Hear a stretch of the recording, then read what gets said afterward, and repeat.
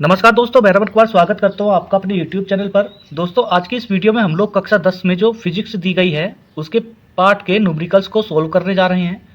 तो numerical solve करने से पहले आपको एक मुख्य टॉपिक पढ़ना पड़ता है, कार्तीय चिन्ह परिपाटी, जो कि आप लोगों की न्यूमेरिकल सोल्व करने में बहुत ज़्यादा हेल्प करेगा। क्योंकि आप लोग एक दर्पण फार्मूला पढ़ते हो जो होता है 1/v plus 1/u is equal to 1/f। ये होता है दर्पण सूत्र, ठीक है। और इस दर्पण सूत्र से कुछ भी चीज़ निकालने के लिए इनके मान को जो है हम लोग इनके चिन्ह के साथ रखते हैं। तो कुछ बच्चे ये नहीं समझ पाते हैं कि किसके साथ कौन सा चिन्ह आएगा। तो आज वही चीज़ हम लोग सीखने जा रहे हैं। तो देखिए, हमारे पास दो दर्पण होते हैं।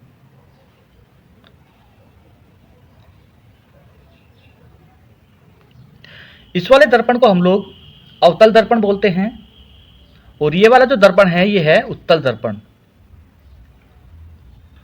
ठीक है। ये M और N इनका द्वारक कहलाता है, ये आप सब जानते हो। यहाँ पर एक बिंदु होगा जिसे P बोलते हैं, यहाँ पर एक बिंदु होगा जिसे फोकस दूरी बोलते हैं, फोकस बिंदु बोलते हैं, और यहाँ पर एक बिंदु होगा जिसे वक्रता त्रिज्या कहते हैं। ठीक उसी प्रकार से यहाँ पर एक बिंदु होगा जिसे P बोलते हैं, यहाँ पर एक बिंदु होगा जिसे फोकस बिंदु बोलते हैं, और यहाँ पर एक बिंदु होगा जिसे वक्रता त्रिज्या कहते हैं, ठीक है। ये सारे के सारे बिंदु अगर समझने हो तो मेरे चैनल पर जाकर के आप लोग पिछली वीडियो देख सकते हो। तो आइए चलते हैं, देखते हैं कि इनके मान निकालने के लिए इनके साथ किस चिन्ह का अपन उपयोग करते हैं। उसके लिए मैं 3 नियम आप लोगों को बताने जा रहा हूं जो कि बहुत इंपॉर्टेंट होंगे। तो पहला नियम ये कहता है कि प्रकाश किरण की दिशा में सभी दूरियां प्लस में ली जाती हैं।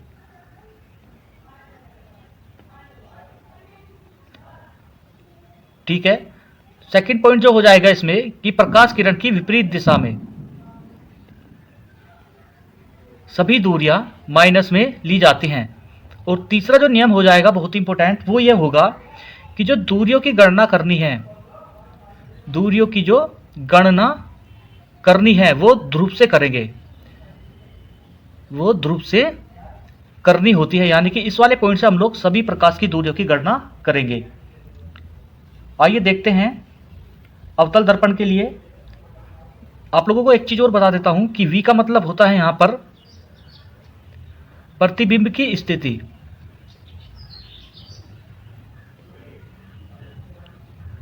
U का मतलब होता है बिंब की स्थिति, और F का मतलब होता है फोकस दूरी। ठीक इसी प्रकार से P को हम लोग बोलते हैं ध्रुव या वक्रता ध्रुव, C को अपन लोग बोलते हैं वक्रता केंद्र, और F को अपन लोग बोलते हैं, ये जो कैपिटल F है इसको अपन लोग बोलते हैं फोकस बिंदु। तो आइए देखते हैं कि किसके साथ अपन लोग किस चिन्ह का प्रयोग करते हैं। तो पहली बार बात करें अवतल लेंस के लिए, तो अवतल लेंस के लिए U किस चिन्ह में आएगा। तो देखिए, कोई भी अवतल दर्पण में जो बिंब रखा जाता है वो इस तरफ रखा जाता है, यानी कि उसके उस तरफ रखा जाता है जिस तरफ उसका परावर्तन हो सके, प्रकाश किरण का परावर्तन हो सके, अर्थात परावर्तक पृष्ठ की तरफ रखा जाता है। और प्रकाश किरण इस तरफ से आती है, दर्पण से टकराती है, उसके बाद कहीं भी परावर्तित हो जाती है। तो U का जो मान निकालेंगे, यानी कि बिंब की जो स्थिति निकालेंगे, तो गणना करनी है अपन लोगों को ध्रुव से। तो ध्रुव से बिंब तक जाने के लिए हम लोगों को कुछ इस तरफ चलना पड़ेगा। ध्रुव से बिंब तक जाने के लिए हम लोगों को इस तरफ चलना पड़ेगा, जबकि प्रकाश किरण जा रही है इस तरफ। तो आप लोग ये अच्छी तरह से देख सकते हो कि हम लोग प्रकाश किरण के विपरीत चल रहे हैं। किसका? U का मान निकालने के लिए हम लोग प्रकाश किरण के विपरीत चल रहे हैं। तो जैसे ही अपन लोग विपरीत दिशा में चलते हैं तो इसका चिन्ह आता है माइनस में। सेकंड बात करते हैं अपन लोग वक्रता केंद्र की। तो वक्रता केंद्र भी यहाँ पर है, प्रकाश किरण इस तरफ जा रही है और वक्रता केंद्र पर जाने के लिए ध्रुव से हम लोगों को इस तरफ चलना पड़ता है। तो यहाँ भी हम लोग विपरीत दिशा में जा रहे हैं, इसलिए वक्रता केंद्र का मान यहाँ पर भी ऋणात्मक होगा। उसके बाद अपन लोग चलते हैं R की बात करते हैं। देखिए दोस्तों, R को बोलते हैं वक्रता त्रिज्या। ठीक है, तो वक्रता त्रिज्या और वक्रता केंद्र एक ही होते हैं। आप लोग ये बात ध्यान रखेंगे कि जो वक्रता केंद्र है वही वक्रता त्रिज्या होता है। और वक्रता त्रिज्या यानी कि आर तक जाने के लिए हम लोगों को ध्रुव से जाना पड़ेगा और यहाँ पर आर पर पहुँचेंगे। तो आप लोग यहाँ भी देख सकते हो कि प्रकाश किरण इस तरफ जा रही है और वक्रता त्रिज्या तक जाने के लिए हम लोगों को प्रकाश किरण के विपरीत चलना पड़ रहा है। तो ये भी जो मान होगा वो किस में होगा, निगेटिव में होगा। बात करेंगे फोकस दूरी की। तो फोकस दूरी क्या होती है? फोकस दूरी होती है फोकस बिंदु से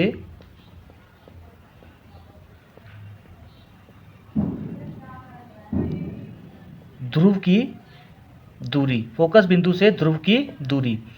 तो देखिए फोकस दूरी ये होती है फोकस बिंदु से ध्रुव की दूरी। ये फोकस बिंदु है, यहां से ध्रुव की जो दूरी होगी, ये वाली जो दूरी होगी उसको हम लोग फोकस बिंदु कहते हैं, फोकस दूरी कहते हैं। एफ मतलब फोकस दूरी। ये वाला स्मॉल एफ है, ये फोकस दूरी है। ठीक है, तो फोकस दूरी निकालने के लिए फोकस दूरी यहाँ से यहाँ तक की है। तो यहाँ से यहाँ तक जाने के लिए क्योंकि सारी गणना ध्रुव से करते हैं तो हम लोगों को यहाँ पर भी विपरीत दिशा में चलना पड़ेगा। तो जो एफ का मान आएगा वो भी ऋणात्मक आएगा। ठीक है दोस्तों, इतनी बात आप लोग समझ गए होंगे। अगर नहीं समझे तो यहाँ पर सारी चीज़ें उत्तल दर्पण में सारी की सारी क्लियर हो जाएंगी। तो आइए उत्तल दर्पण के लिए देखते हैं यू का मान। देखिए यहाँ पर कोई बिंब इस तरफ रखा होगा और बिंब की किरण जो जाएगी, बिंब से किरण जो जाएगी वो इस तरफ जाएगी। ठीक है, और सारी गणना हम लोगों को कहाँ से करनी है, इस वाले पॉइंट से करनी है। तो यू का जो मान निकालते हैं, देखिए बिंब, यू का मतलब क्या होता है? यू का मतलब होता है प्रतिबिंब की स्थिति। तो प्रतिबिंब, यू का मतलब होता है बिंब की स्थिति।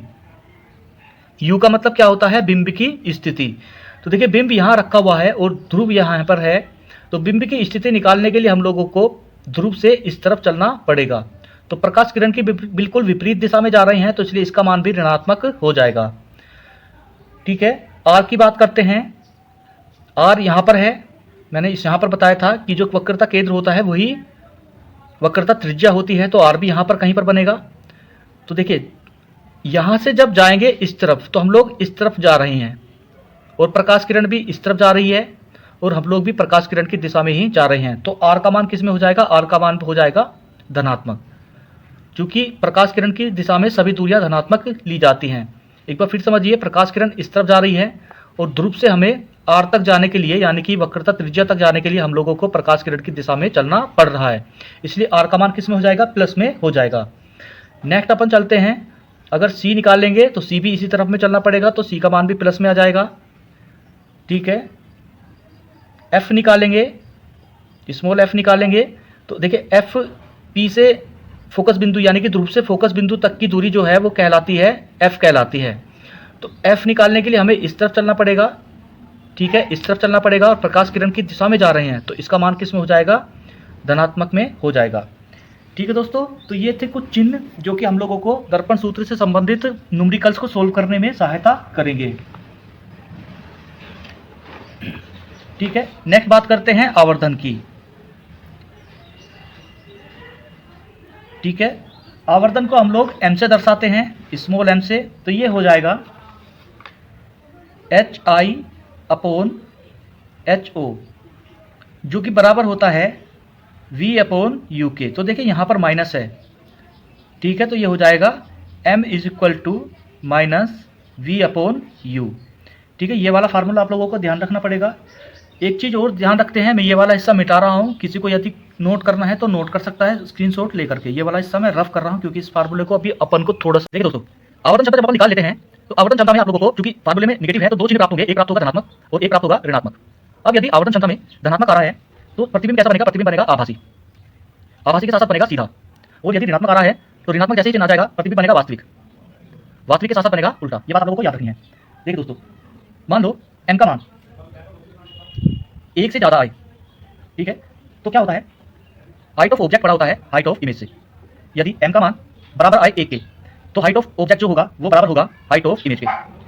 तीसरी कंडीशन देखते हैं, यदि m का मान 1 से छोटा आए तो हाइट ऑफ इमेज छोटी होगी हाइट ऑफ ऑब्जेक्ट से। इसका मतलब समझते हैं। देखिए किसी भी न्यूमेरिकल को सोल्व करते हुए यदि m का मान प्राप्त हो -2 तो क्या करेंगे? तो देखिए यहाँ पर माइनस को अलग करना है और 2 को अलग करना है। माइनस का मतलब क्या होगा? माइनस का मतलब होगा जो इमेज बनी है वो कैसी बनी है? वास्तविक के साथ साथ उल्टी इमेज बनी है। ठीक है, बात करते हैं इस वाले 2 की। तो ये देखिए 2 जो है m का जो मान आया है 2, m का जो मान कितना आया है 2, तो आप लोग देख रहे हो कि m का मान जो है वो 1 से ज्यादा है। ठीक है, m का मान 1 से ज्यादा है, तो यहाँ पर क्या कंडीशन बैठ जाएगी? यहाँ पर हाइट ऑफ ऑब्जेक्ट ज्यादा होगी हाइट ऑफ इमेज से। एक एग्जांपल और ले लेते हैं, मान लो m का मान जो है प्लस में 2 आया, तो देखिए प्लस को अलग लिखना है, प्लस के लिए क्या आ जाएगा? इमेज जो बनी है वो कैसी बनी है? आभासी। आभासी के साथ साथ कैसी इमेज प्राप्त हुई है? सीधी। ठीक है, और यहाँ पर जो कंडीशन बढ़ती है वो बनती है कि m का मान जो है 1 से ज्यादा है, तो हाइट ऑफ ऑब्जेक्ट यहाँ पर बड़ा होगा हाइट ऑफ इमेज से, यानी कि बिंब का जो आकार है वो प्रतिबिंब से बड़ा होगा। ठीक है, मुझे लग रहा है आप लोग इतनी बातें समझ गए होंगे। बस आप लोगों को ध्यान रखना है कि प्रकाश किरण के विपरीत दिशा में सारी की सारी दूरियां माइनस में ली जाती हैं और प्रकाश किरण की दिशा में सारी की सारी दूरियां जो हैं प्लस में ली जाती हैं। और सभी दूरियों की गणना किससे करनी है? वक्रता ध्रुव से करनी है। ठीक है, आइए चलते हैं न्यूमेरिकल देख लेते हैं। आइए देखते हैं कार्तीय चिन्ह परिपाटी का उपयोग करते हुए इस न्यूमेरिकल को कैसे सोल्व करेंगे। तो न्यूमेरिकल दिया गया है कि 15 सेंटीमीटर फोकस दूरी के किसी उत्तल दर्पण से कोई बिंब 10 सेंटीमीटर की दूरी पर रखा गया है। प्रतिबिंब की स्थिति तथा प्रकृति ज्ञात करें। तो इसके लिए हम लोगों को सबसे पहले इसका चित्र बनाना सीखना पड़ेगा। आइए चलते हैं और इसका एक इमेज बनाते हैं। दर्पण कौन सा है? उत्तल दर्पण है। तो सबसे पहले उत्तल दर्पण बनाएंगे।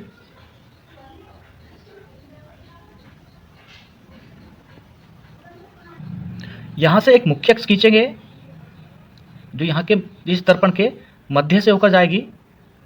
आप लोगों को पता है कि यहाँ पर एक बिंदु होता है P, यहाँ पर एक बिंदु होता है F और यहाँ पर एक बिंदु होता है C। ठीक है, अब देखिए इसने पूछा क्या है?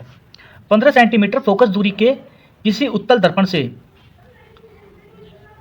कोई बिंब 10 सेंटीमीटर की दूरी पर रखा गया है। तो दर्पण से बिंब की दूरी कितनी है? वो है 10 सेंटीमीटर। तो यहाँ पर मान लो कोई 10 सेंटीमीटर पर कोई बिंब रखा गया है।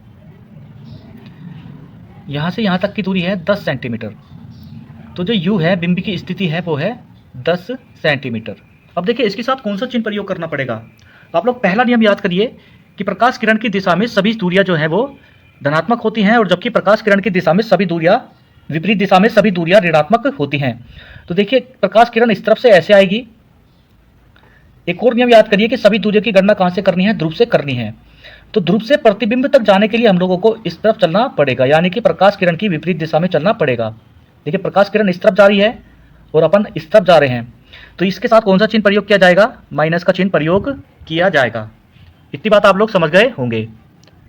अब देखिए फोकस दूरी, दूसरी चीज इन्होंने क्या दे रखी है? फोकस दूरी। फोकस दूरी देखते हैं। फोकस दूरी आप लोगों को पता है कि फोकस दूरी होती क्या है? फोकस दूरी होती है फोकस बिंदु से ध्रुव की दूरी। ठीक है, तो फोकस बिंदु से ध्रुव की दूरी, तो यहां कहीं पर फोकस बिंदु होगा इसका, फोकस बिंदु से ध्रुव की दूरी, यहां कहीं पे फोकस बिंदु होगा इसका, और ये ध्रुव है। तो फोकस बिंदु तक जाने के लिए हम लोगों को इस तरफ चलना पड़ेगा। देखिए प्रकाश किरण भी इसी तरफ जा रही है और हम लोग भी इसी तरफ जा रहे हैं, तो ये दूरी भी किस में ली जाएगी? प्लस में ली जाएगी। तो ये हो जाएगी प्लस में 15 सेंटीमीटर। ठीक है, इन्होंने पूछा क्या है? प्रतिबिंब की स्थिति। और आप लोगों को पता है कि प्रतिबिंब के बारे में जब भी बात पूछे तो V पूछ रहा है। ये साधारण सा दर्पण सूत्र लगाएंगे। दर्पण सूत्र, दर्पण सूत्र क्या होता है? आप लोगों को पता है दर्पण सूत्र होता है 1/V plus 1/U is equal to 1/F। और यहाँ पर सभी दूरियों को, सभी वैल्यू को पुट कर देंगे। वैल्यू पुट करने से देखिए V पूछ रहा है तो V को इधर ही रखते हैं और U को इधर भेज देते हैं। तो इधर प्लस में है, इधर जाकर के किस में हो जाएगा? माइनस में हो जाएगा। ठीक है, अब यहाँ पर वैल्यू पुट करेंगे। V पूछा गया है, V को ऐसे रखेंगे। F कितना दे रखा है? F दे रखा है प्लस में 15 सेंटीमीटर। और U कितना दे रखा है? U दे रखा है माइनस में 10 सेंटीमीटर। ठीक है दोस्तों, देखिए ये वाला माइनस इस वाले माइनस के साथ क्रिया करेगा और माइनस माइनस प्लस हो जाएंगे, तो हो जाएगा 1/V is equal to 1/15। Minus minus plus हो गए, हो जाएगा 1/10। ठीक है दोस्तों, अब यहाँ पर क्या करेंगे? एलसीएम ले लेंगे। 1/V इज इक्वल टू 15 और 10 का एलसीएम कितना होता है? वो होगा 30। 15 दूनी 30, 10 से 30, हाँ 15 और 10 का एलसीएम होता है 30। 15 से ये कटेगा 2 बार, 15 दूनी 30 और 1 की गुणा हो जाएगी 2 में, तो यहाँ पर हो जाएगा 2 एकम 2 प्लस में 10 से कटेगा 3 बार और 3 की गुणा होगी इस वाले 1 में, तो ये हो जाएगा 3। 1/V इज इक्वल टू ये 2 और 3 मिलकर के 5 हो जाएंगे बटे में 30। आगे चलते हैं। देखिए ये एक बार कटेगा 5 एकम 5 और ये कट जाएगा 6 बार, तो 1/v का जो मान होगा वो होगा 1/6। ठीक है, तो यहाँ से 1/v का मान निकल गया। कुछ बच्चे गलती करते हैं कि इसी को अपना आंसर मान लेते हैं, जबकि ऐसा नहीं है।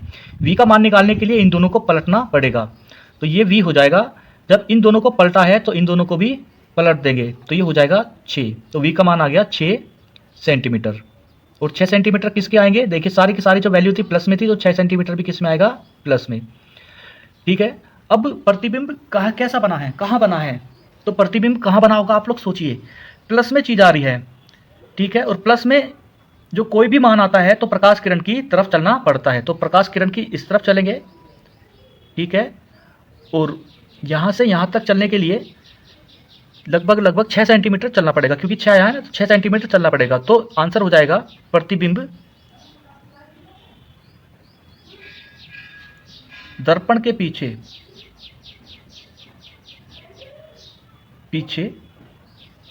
दर्पण से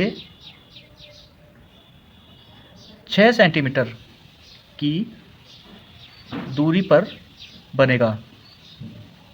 ठीक है दोस्तों, और आप लोगों को पता है कि धनात्मक चिन्ह जब भी आएगा तो कैसा प्रतिबिंब बनता है। अभी मैंने बताया था कि यदि धनात्मक चिन्ह आएगा तो दर्पण का जो बनेगा प्रतिबिंब बनेगा वो कैसा बनेगा?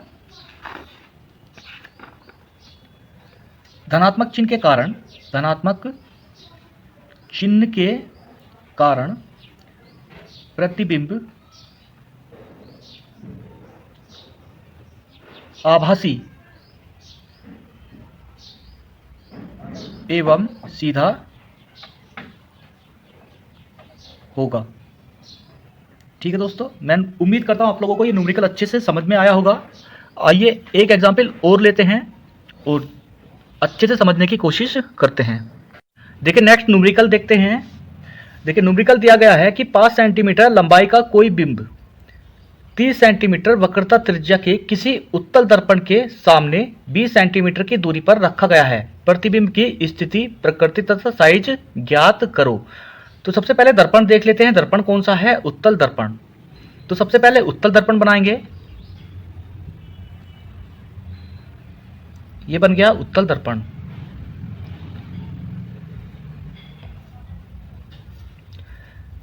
यहां पर जल्दी से एक मुख्य अक्ष खींच लेते हैं।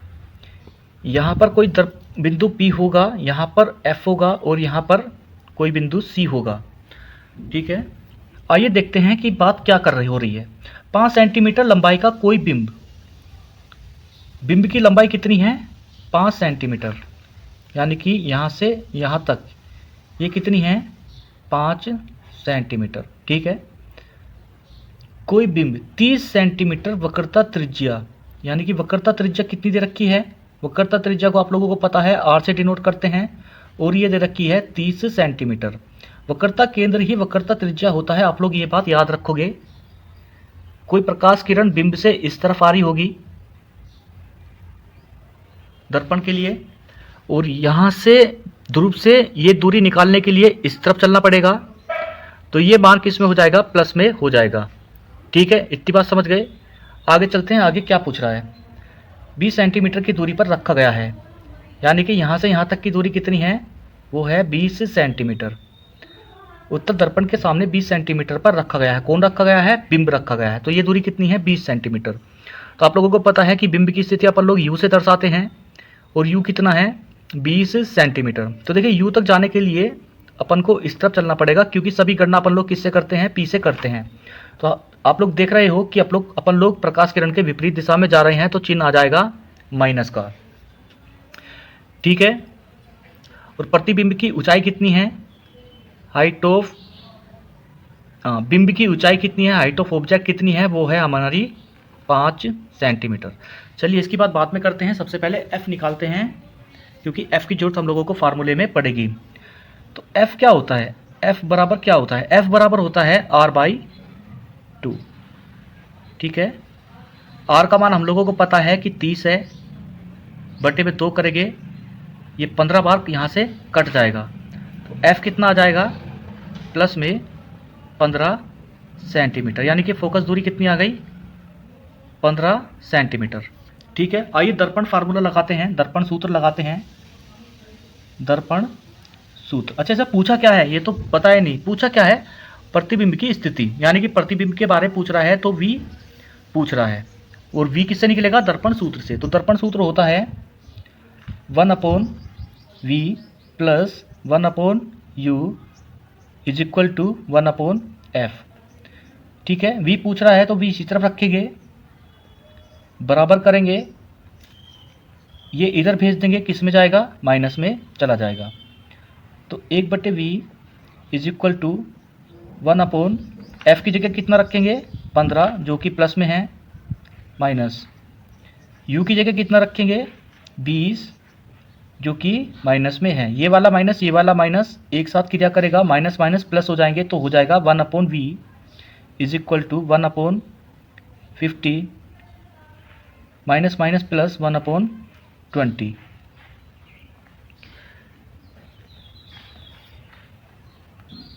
फिर वही अपन को एलसीएम लेना है, तो एलसीएम लेते हैं। 15 और 20 का एलसीएम कितना हो जाएगा, ये हो जाएगा 60। 15 से ये कटेगा, 15 चौका 60, 4 बार पे, और 1 की गुणा 4 पे हो जाएगी, तो 4 हो जाएगा, 4 एकम 4, प्लस 20 से 60 कटेगा 3 बार में, और 1 की गुणा 3 में हो जाएगी, तो ये हो जाएगा 3। ठीक है, 1/V चलता आ रहा है इधर से, 1/V, 4 और 3 7 हो जाएंगे, बटे में 60 हो जाएगा।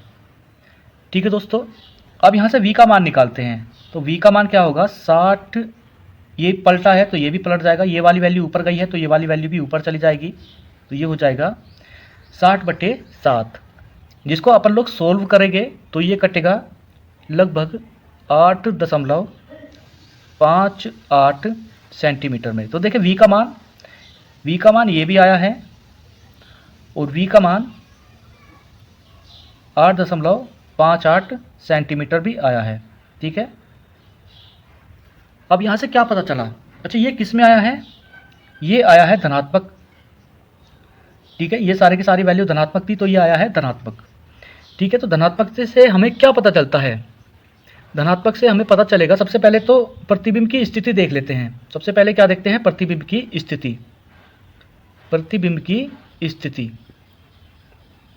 प्रतिबिंब की स्थिति। तो प्रतिबिंब की स्थिति कहाँ पर है, तो प्रतिबिंब दर्पण के पीछे बनेगा, दर्पण के पीछे बनेगा, और उसकी जो दूरी होगी वो होगी दर्पण के पीछे 8.58 सेंटीमीटर दूरी पर बनेगा। ठीक है, अब देखिए ये प्लस में आया है, तो कैसा होगा, प्रकृति कैसी हो जाएगी प्रतिबिंब की, प्रतिबिंब की प्रकृति कैसी हो जाएगी, प्रतिबिंब की प्रकृति होगी, धनात्मक आने के कारण प्रतिबिंब की प्रकृति होगी आभासी। आभासी के साथ साथ कैसा बनेगा, सीधा बनेगा। ठीक है, अब प्रतिबिंब की ऊंचाई ज्ञात करनी है हम लोगों को, क्या निकालना है, देखिए साइज ज्ञात करना है, किसका, प्रतिबिंब का। देखिए ये चीज निकल गई है, ये चीज निकल गई है, बचा क्या, साइज ज्ञात करना है। तो यानी कि इस बार क्या निकालना है, हाइट ऑफ इमेज निकालना है। तो आप लोग नोट करिए, तब तक कि मैं ये चीज़ें मिटा दूंगा, आप तब तक इसको नोट करिए। देखिए हाइट ऑफ इमेज निकालने के लिए अपन लोगों को आवर्धन वाला फार्मूला याद होना चाहिए। आवर्धन वाला फार्मूला है m is equal to height of image upon height of object is equal to minus v upon u। ये फार्मूला हम लोग पढ़ रखा है। तो देखिए यहाँ से हो जाएगा, अगर क्रॉस मल्टीप्लाई करेंगे, ठीक है, क्रॉस मल्टीप्लाई अगर हम लोग करेंगे तो उसे सॉल्यूशन करने के बाद आएगा height of image equal to height of object गुणा माइनस v अपॉन u। ठीक है, यहाँ से हो जाएगा height of image equal to height of object कितनी है, हाइट ऑफ ऑब्जेक्ट दे रखी थी 5 सेंटीमीटर, तो ये हो जाएगा 5 गुणा, देखिए इसका मान ये आया था, v का मान कितना आया था 60/7। ठीक है, और u का मान कितना है u का मान था 20, तो ये गुणा में हो जाएगा 20। चिन्ह के साथ रखेंगे, आप लोगों को याद होगा अपन लोग हर चीज़ को चिन्ह के साथ रख रहे हैं। तो देखिए ये हो जाएगा माइनस में, ये भी माइनस में हो जाएगा। अच्छे से लिख लेते हैं इसको एक बार। ये हो जाएगा 5 गुणा -60 बटे 7 गुणा -20। ठीक है, इसको जब आप लोग सोल्व करोगे तो ये हो जाएगा 15 बटे 7, माइनस माइनस प्लस हो जाएंगे, 15 बटे 7 हो जाएगा। और जब आप लोग इसको काटोगे तो ये कटेगा 2.2 सेंटीमीटर। तो हाइट ऑफ इमेज कितनी आई? 2.2 सेंटीमीटर। ठीक है, तो इसका मतलब क्या है कि हाइट ऑफ ऑब्जेक्ट कितना था, यानी कि बिंब की ऊंचाई कितनी थी? बिंब की ऊंचाई थी 5 सेंटीमीटर। और प्रतिबिंब की ऊंचाई कितनी है? प्रतिबिंब की ऊंचाई है 2.2 सेंटीमीटर। देखिए आप लोग देख सकते हो कि बिंब प्रतिबिंब से बड़ा है, और ये भी कह सकते हो कि प्रतिबिंब बिंब से छोटा है। तो प्रतिबिंब का आकार, यहाँ पर एक रेफरेंस में लाइन लिखेंगे कि प्रतिबिंब का आकार